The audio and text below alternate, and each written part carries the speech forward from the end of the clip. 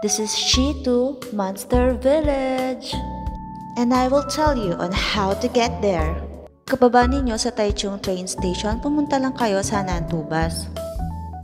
And kunin ang inyong number seat. Nasa 1 hour and 30 minutes lamang inyong biyahe. Ako nga pala si Donna, OFW dito sa Taiwan, at samahan niyo ako sa aking rest day gala.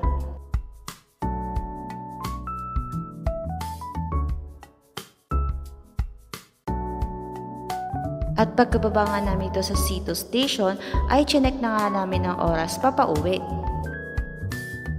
At pagkadating nga namin dito sa Monster Village, ay bubugod na sa iyo ang Japanese vibes and Spirited Away vibes.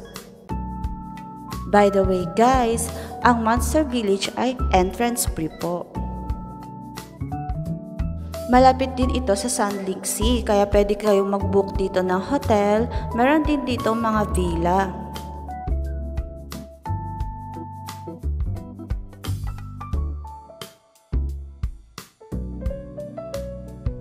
If gusto nyo talagang sulitin ng inyong gala, pwede nyo i-try ang kimono experience.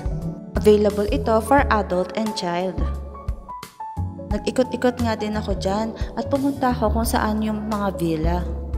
Grabe guys, para itong Spirited Away experience. At suot ko nga pala dyan guys ang one piece hoodie ng ATQD Taiwan.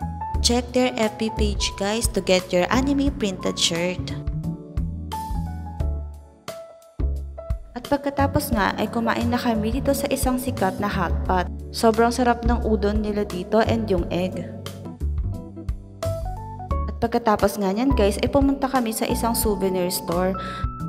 Ang maipapayo ko nga pala sa aking mga kapwa OFW ay huwag tayong matakot gumala mag-isa. Sa huli, ikaw pa rin naman ang pipili kung paano maharapin ang mundo. Takot o may tapang. See you sa next gala!